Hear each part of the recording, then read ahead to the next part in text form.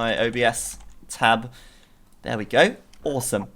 Alright guys, hello and welcome. Oh my goodness, welcome to the Empire Collective Cup Platinum League. Chris versus Lojza. And here we go with game number 4, the fourth and final game in this series.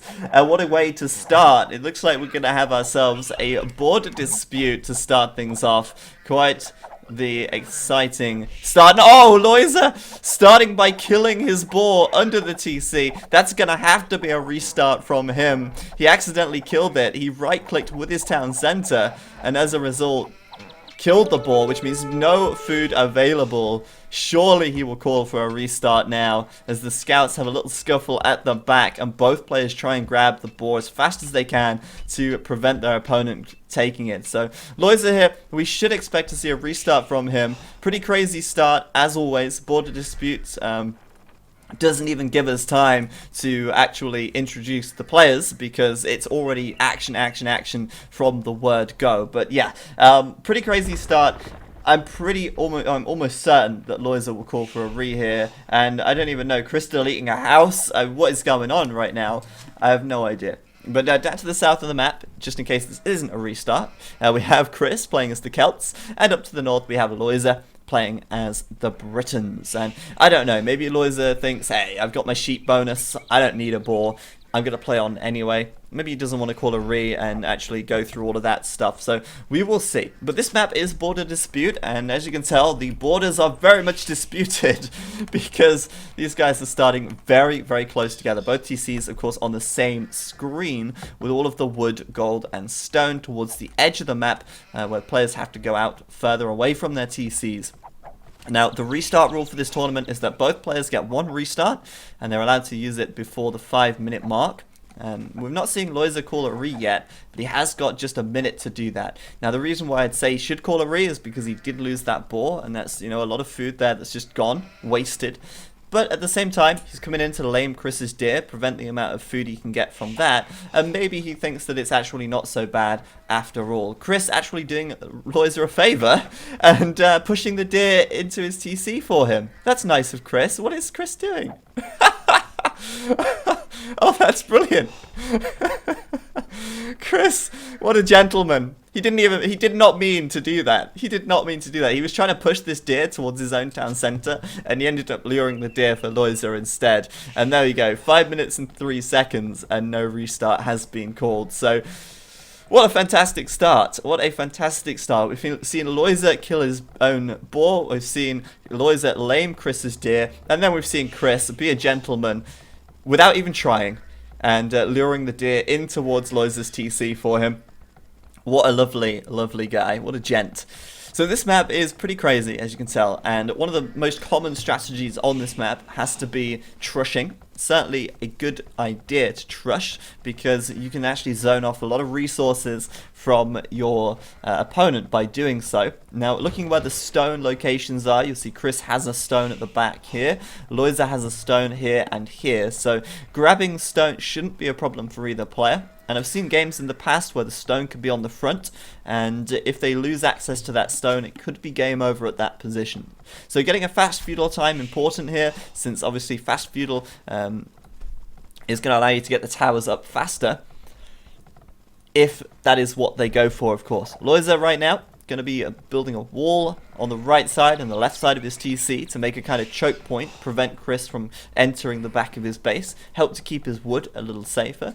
But of course, nothing stopping Chris going around the side if he wants to, once he reaches the feudal age and once he starts maybe building some towers. Chris then looks like he'll be up to feudal first, and you can see going up in 20 population, it certainly seems like we'll see some kind of sort of tower play here, because there's no reason why he'd want to go up feudal so fast if he was planning on something else. Lojza, meanwhile, 21 population, letting his TC idle right now and going up as fast as he possibly can. And of course, he would have been able to do that a little faster had he actually had his second boar. But, you know, sadly, it's just not going to happen. He can't rewind the time. and make it all right again. So at the back here, you're going to mining camp up. I'm not really sure about that mining camp location. Lojza building that one tile away from where he should have done. He should have moved it one over to the right, but not really a huge deal, I guess. Just, I don't know, it's introducing a little bit of unnecessary walking distance here. No need to do that, but still, Lojza, I guess, going to try and keep himself safe with a few walls. And Chris, well, so far no indication that he's planning to trush either. We're currently seeing no mining camp on the stone. But since he does, he is going to have the faster feudal time, maybe we'll see a tower coming up on the front to try and prevent Lojza building any farms or something like that.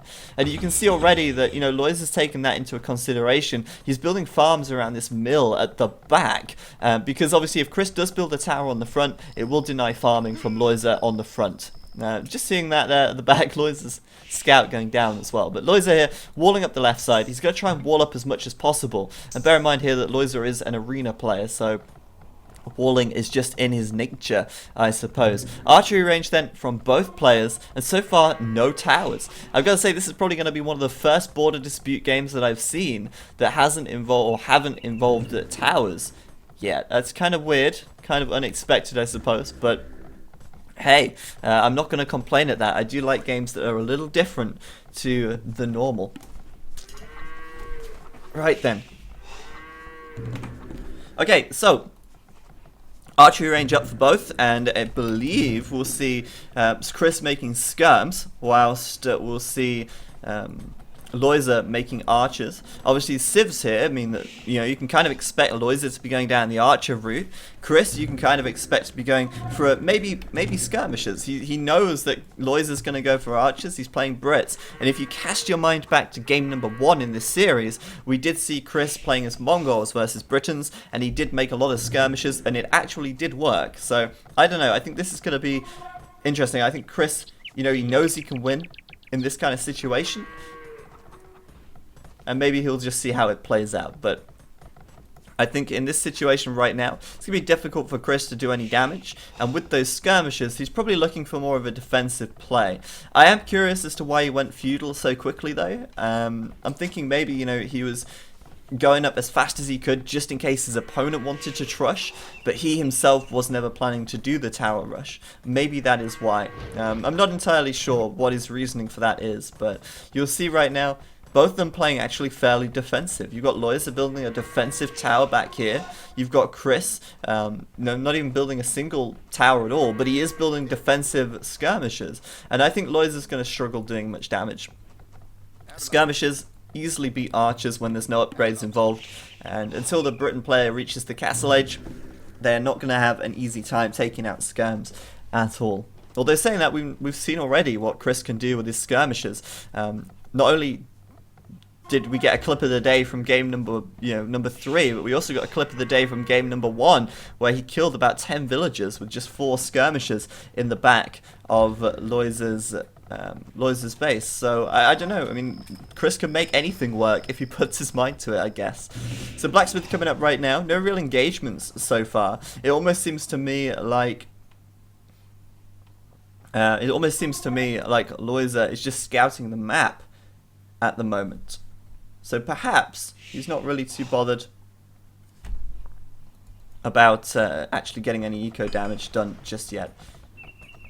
I'm kind of surprised how defensively both players are taking this. I think it's like neither player wants to really make a move. It's kind of strange. Chris, in fact, actually making quite a lot of economy back here. There's a bunch of farms up. He's doing wheelbarrow right now, and I imagine we'll see him going for a reasonable castle time, to be honest. Lojza, meanwhile, again, quite similar build order. We're seeing a lot of farms. We're seeing archers instead of skirmishers, but other than that, it is fairly similar. Lojza's adding in a blacksmith right now. He's taking gold at the back, of course. Plenty of farms. And again, I think we'll see a reasonably good castle time for him. And I think once it gets to castle, I think that's when it's going to really get interesting. I'll be curious to see if either player goes for a kind of castle drop, or if they go for a second and third TC and maybe go for siege instead. But Lojza on the left side, whoa, there you go, villager, gonna go for a tower. I'm not sure about this position. I mean, if he goes there, you might actually be able to deny this gold, which is really cool. He's not going to do a huge amount of damage to this wood line, but he's building the tower far enough back that it's not actually going to hit this gold at all. So, I don't know, maybe Lojza's thinking that he'll do some kind of a trush, but, you know, Chris sees all. Chris has got the info that he needs. He's going to take that villager, well, not take it down. It's going to take a while to take it down, but he's certainly going to deny the tower coming in, and I think that's a pretty well spotted and well done play by him. Lojza then not going to be able to complete his tower, and that's not too much of a big deal. I mean, neither of them are really feeling much pressure at the moment, and I'm amazed. I'm absolutely amazed at how passive they're playing in this position. Nice split by Lojza there, actually, trying to keep those archers alive. I think he was, I'm not really sure what he was doing. I think he was maybe trying to find some villagers here. Honestly, like right now, I think the best tower location for Lojza would be on the front. He could deny a bunch of farms from Chris. Other than that, Chris, good vision of the map, lots of outposts around, skirms stationed at the borders of his base. He's going to spot any towers coming in from many other angles quite easily. But there you go, Chris is on the way up to the castle age. 19 minutes, where he clicked up at, what, 1848. It's really not too bad, considering he went for a fast feudal on 20 population, and he is making, well, he was making skirms as well. He's now doing archers, though, so, well, he was, again, doing archers. I think he's just cancelled them, going for skirms instead once more. But he's making, or taking, sorry, a lot of villagers onto gold. And so what I imagine we'll see here is siege, essentially. I imagine we'll see Celt siege coming in. Obviously the Celt siege does fire faster. It is very, very strong, and maybe we'll just see skirms and siege from Chris, which is what we saw basically in the first game. Did work out really, really well for him. Lojza, I expect we'll just see crossbows and all that good stuff. This time around he should be able to remember to do bodkin arrow, but he is really far behind going up to the castle age now. He's only just about to click up, and Chris is going to be about 80% of the way there. There you go, 81% of the way there at this stage. So Lojza is going to have to play catch up now, and if Chris is fast building that siege workshop, if he goes for it really quickly, maybe back here, he could start pressuring that TC. I don't think he's going to have time to take the TC down, sadly. I would love to see that, but I think Chris is certainly going to go for the siege workshop. There it is, right there. And he's going to go for elite skirmisher, I imagine. He's also going to go for his second TC. And I'm wrong. He's actually going to go for... Nope. He is going for elite skirmisher. He pressed the wrong button. Chris went for crossbow, cancelled it, and then went for elite skirmisher. So there you have it, guys. Mangonel now coming out, and he's going to try and pressure that TC from Lojza. Like I said, he's not fast enough here to take the TC down. Lojza will be able to still get the castle age. He's not going to deny that.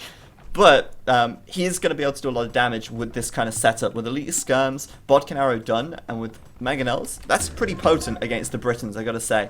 So archers coming in at the back. This could be a terrible time for Lojza to take a fight now. This could be the worst possible time. You don't want to put archers against elite skirmishers. You certainly don't want to fall into that trap. And already Lojza losing a bunch of archers there, which is seriously going to weaken him when he gets to the castle age. Less crossbows for him to upgrade, of course. So the TC starting to feel the heat already. Second mangonel coming in, and of course that Celtic siege fires faster, so it does allow Chris to do a little bit more damage output with these mangonels. So what they're worth noting though, that Briton archers, Briton crossbows, have the same range as mangonels, so it does make it easier for the Britons to out micro them. But at this position, I see it being pretty difficult for Lojza to defend from this. Chris here is gonna be coming in with his skirms. Of course, there is a knight from Lojza though. Chris might be tempted with a monastery here to maybe convert the knights, but that was a great play by Lojza. He is, however, gonna lose his TC. It doesn't seem like there's anything that's gonna stop that, unless, of course, he can somehow take these mangonels down, and he might just be able to pull that off with these knights, but it looks like the TC is doomed. But oh my goodness me, a couple of last second repairs, and Chris gonna have to go back. The knights coming in, and well played by Lojza, keeping that TC up, but only just. It's really, really on fire, and I seriously thought there was nothing that was gonna save that there. Lojza working some magic on that town center. It is on fire, but it will live to tell the tale. Yeah, I think Chris, maybe, you know, maybe a monk here, maybe some knights of his own, I guess. He's doing a stable. But either way, keep that siege out, keep that siege coming out, keep the pressure on, and Lojza's going to be feeling the heat. Lojza, meanwhile, second TC is up. Chris has got his second TC up. His third TC is going up on the back right now. So Chris should be able to take the TC lead, actually. But he is having a hard time keeping his mangonel alive. And since he's going up to 3 TCs, it seems like that sort of 1 TC aggression is going to be quickly, you know, well, losing focus. He's going to be putting more focus on his economy due to the third TC coming up here. Lojza going to be coming in to try and raid, and those Briton crossbows with 8 range. Sorry, what was I talking about earlier on? Saying that they had the same range. I lied. They have more range than a mangonel. It makes it easier to micro against them. But obviously with 8 range in here, he's going to be able to do a lot of damage from behind the wood lines, be able to pick at those villagers from quite a long way away. It's going to be really annoying for Chris to deal with. Knights coming in once again though, and it seems like Chris will not be able to keep that mangonel safe. The TC from Lojza will once again live to tell the tale. But Lojza here, no third TC just yet, and I think maybe, you know, if Lojza gets really aggressive now, throws some counter aggression at Chris, could be really interesting, because I think, you know, Lojza often does play way too passively. In fact, all of these games we've seen so far, Lojza has played very passively until he's felt comfortable in pushing out. We saw it in the arena game. He played really defensively, and then once he reached Imp, he pushed out. We saw it in the last game, where he played really defensively inside of his walls. Once he reached Imp, he pushed out. And I think, you know, Lojza could do well to get aggressive here and actually push out now. He's got Knights out, he's got a lot of crossbows, and, you know, with Knights and crossbows, he can absolutely pummel Chris. He's got the ability to take down those skirms very easily and do a lot of damage. So I kind of hope we see a siege workshop from Lojza instead of a third town center now. But I don't know if we'll get that. I'd love to see a castle drop as well. I think that would be awesome. Castle drop on the front, that would be insane. So right now, of course, Lojza's still at the back, keeping Chris's army busy, but I'm kind of thinking that Chris is going to have the better of him at the moment, and those knights kind of getting picked away time after time. Of course, they don't really have many upgrades, no bloodlines for the Britons, so that means that these scams can actually kind of take knights down if they have enough of them, if they can actually get the shots in. I kind of think that knight's going to be pretty quickly dealt with, to be honest with you. Down it goes. Not too much of a problem for Chris. Still making those skirms. I think skirms really are underestimated a lot of the time, just how good they can be. Chris really working on his eco right now though. He's 13 villages ahead. Lojza meanwhile with a university at the back, a lot of crossbows, a few knights, and I kind of do get the feeling that he is going to get aggressive fairly soon. He's going to make a play. I like this. He's baited a lot of Chris's army away.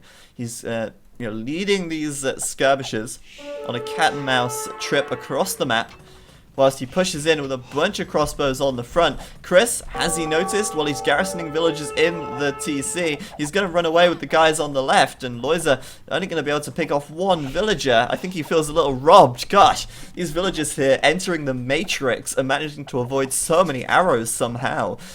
And what would really help Lojza right now is some siege, and thankfully, I'm glad to say, he has got a siege workshop on the right side, and he's making some rams. So interesting choice. Personally, I think, you know, I personally prefer mangonels over rams. I feel they're more versatile, but a couple of rams coming in. And if Lojza protects these rams well, he could very well take this TC down. Thing is, Chris could quickly make a mangonel and defend. In fact, there's already a mangonel on the way out. It's like he knows. Of course, he does see that siege workshop over on the right-hand side. So, with Chris's mangonel on the way out, I'm wondering if these rams are going to be able to take this TC down. Because, of course, mangonels very easily deal with rams. That's the kind of why I think mangonels are better. Because not only can Lojza attack from a distance, mangonels can take down the skirms. Whereas the rams can just do one thing, and that is, of course, take down the buildings. So the game was paused temporarily. It's now unpaused. But bear in mind as well, Lojza has got a bunch of knights. So if that mangonel from Chris comes out, he can quite easily focus that down with his knights there. But Chris throwing up a castle in the heart of his economy. He's going to try and get that up quickly. It looks like he knows that this TC is going down as another ram comes in. He's not even going to try and defend against that. And that castle there is basically just going to stop Lojza's advance, but Lojza gonna take the castle, and a nice split there, by the way, from his crossbows. Sorry, he's gonna take the TC even, and gonna sit under there now. Oh, his crossbow is gonna get a huge shot. The mangonel should go down. And Lojza, I guess if he's feeling ballsy, he could go for the castle rush or the ram rush. But since that TC is gone, Chris gonna lose quite a few farms. He's gonna lose a few vills. And a few vills going down at the back to Lojza's raiding crossbows as well. But Chris can click up to the Imperial Age. He's going up right now, or he should be, in just a second. Once he actually cancels a couple of villagers, he can click up. There you go, Imperial Age coming in for Chris. That's pretty huge. That castle going to basically stop Lojza from coming too far forwards. Whilst the rest of Chris's economy at the back is kept nice and safe. And once Chris gets Imp, makes a few woadies, this entire dream from Lojza could come crushing down. Could come falling down, sorry, and he could get crushed. Nice play by Lojza though, and for some reason the game speed like increasing here. I think it's because the game was paused a moment ago, so we lost a few seconds and like the game's trying to catch up, but yeah, anyway, Lojza with his mangonel. You know, I still feel like mangonels are a lot more versatile, a lot better choice. I guess maybe he was feeling that against the Celts he's going to have a hard time microing. Either way, Lojza here going to lose his mangonel, and Chris is going to keep himself nice and safe for the time being. Got a little bit of nice micro, and Chris with a second castle. It's like we know what he's going to do. In fact, he's almost can afford a third castle as well. Lojza, meanwhile, you know, he's nearly ready to go up to the Imperial Age. He's got a pretty sizable eco back here. He's got plenty of farms up. He's got the resources to go up now. But I feel like he's going to be too slow. If Chris uses his Woad Raiders to do what Woad Raiders are for, and that is, of course, raiding, then I think Lojza's going to be in a lot of trouble. There's no way to keep Woadies out here. He's going to lose a lot of villagers to raiding. And with 3 castles nearly... Oh, well, actually deleting one because the crossbow's on the right side. But with 3 castles nearly, you will be able to make a lot of them. So we'll see, there's the third, there you go, putting it on the front right now. So Treb immediately coming out. Generally that is the case. If you have the edge going up to the Imperial Age, it's always wise to build a trebuchet first, because it gives you the early sort of Treb advantage, and then you start making your unique units. Meanwhile, scale mail armor coming in, and I'm disappointed in Chris here. He should have been doing this tech a lot earlier on. He's got nearly 1,000 food in the bank. No reason not to do scale mail armor while he's advancing up to the Imperial Age. I feel like that's, you know, he should already be researching +4 right now. He shouldn't only just be doing +1. But the Woadies are coming out, conscription on the way, and with 3 castles up, this is going to be really tough, I think. Chris here going to have a lot of units very fast, and Lojza going to have very little in defense. Where is the castle? Well, it doesn't exist yet. Lojza is yet to build his castle, and I don't think he's going to have time. The question is, where's Lojza's Imperial Age upgrade coming in? It's coming out this TC here, so thankfully not in this one, which has just been destroyed. And Chris now moving in.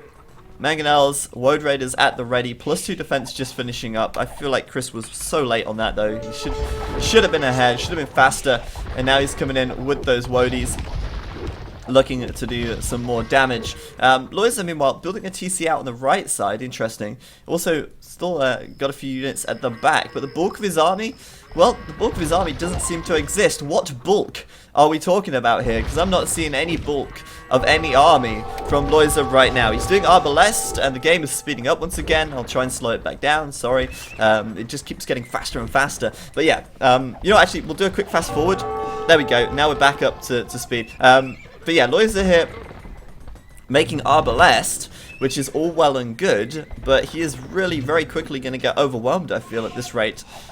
And of course, let's not forget, Chris could easily do Onager, easily try and counter those guys with Onagers. Could be pretty huge if he goes down that route as well. For now, Lojza's going to hold him off. Chris is going to clean things up at the back. Nicely done. Those guys obviously denying that relic going home. But I think Chris has got a very, very big advantage. Lojza is currently 6th in TEC. And I think he will remain in 6th position. I think Chris was in 5th at, going into these games, for those who are asking in the chat. But yeah, Chris here good number of Woad Raiders now. He's got 20 additional military units compared to Lojza. And I think Lojza, did I just see light cavalry? That must have been a misclick. He's doing some knights, but we all know about Britain knights. They really suck. Lojza here, housed as well, trying to throw up some houses quickly as his houses get taken down by Chris's trebuchets. And I don't know, I mean, Lojza's going to have to do a lot of work here to bring this one back. He has got the villager advantage, actually, which is kind of interesting, but I feel like that's not enough. Lojza hasn't had handcart for a long while. Chris has. Chris has got a huge number of units. He's going to be able to try and kill these Arbalest on the left-hand side. Obviously, those Arbalest are going to get themselves in between the mining camp and the gold pile, but Chris is going to delete his gold mine there so that he can actually surround these guys, and they're surrounded, they can't escape. The castle doing damage from behind, they're just going to get absolutely battered in there, and those trebs are moving forwards, but I think that's a mistake. He needs to keep the Woad Raiders there to protect them. But yeah, one thing I think I wish Chris was utilizing a little more right now was siege. I do wish he'd be making a little bit more siege, but I guess he doesn't really have the resources for that when he's making, you know, elite Woad Raiders. He's got +4 defense done, and provided now he can take down the Arbalest, I see no reason why he can't just get in here and clean things up. Treb's, of course, going to deploy, probably going to take down this tower in a moment, but actually going for the TC. Man, I always forget how long range Trebs are. They're absolutely nuts. This time around, though, Lojza can back his archers between his own buildings, and Chris can't actually surround them this time as well. So I think Chris is going to end up losing a lot of these Woadies, but Lojza's lost yet another TC. The Treb's going to... are they going to go down? Is that going to go down? Is it? Is it? Oh my god, yes it will. That was so damn close. So damn close. But yeah, like I was saying, Chris with so many Woadies here, +4 defense, and I mean... everything is getting slaughtered. Lojza, a ton of idle villagers. His TC raised to the ground. On the right side, Lojza's going to try and build a castle, but he knows he can't. And it's GG. Lojza's calling it right there. And yeah, I mean, those Woadies, man, so very good. Not only did he lose his first TC, then after losing his second, a bunch of vills going down to the Woad Raiders. Those Arbalest just wasn't enough. And that's the thing. I mean, Lojza needed a lot more units, a lot more military than he did. He was outnumbered 36-6 at the end of that game, and his Arbalest just could not stand up to the strength of the Woad Raiders. They were really good. I think Lojza just needed more archer units, and the thing is, he just struggled to mass them because, of course, Chris was up to Imperial Age first. Chris was pushing in very quickly. And when I said earlier on that, you know, Lojza should have been more aggressive earlier, I think he really should. I think maybe if he'd have just kept the pressure on, maybe attacked a little earlier than he did, got that siege workshop down sooner, started that ram rush a bit earlier, I think he could have done a lot more damage and maybe set Chris back. But that's the thing, once the Celts get up and running, once they get post-Imperial, it's really difficult to hold them off, even as the Britons, because... you know, they're just so very strong. They're one of the strongest post-Imperial civs in the game when it comes to land maps. And I don't know, Lojza just struggled there in that game. And there you have it, guys. It's a 2-2 draw. And that was my prediction of this series of games. I wasn't wrong, which was nice. And let's see. So bet options here. Let's see. In the betting options... the 2-2 draw, 2,333 florins bet on that. So bet close, bet end, and option C. 13 people bet on option C, 20,500 florins received. Congratulations, guys, well done. And you guys get some extra florins to spend, I don't know. I don't know what to spend them on. Alright, so guys, the stream is not over yet. There is more to come.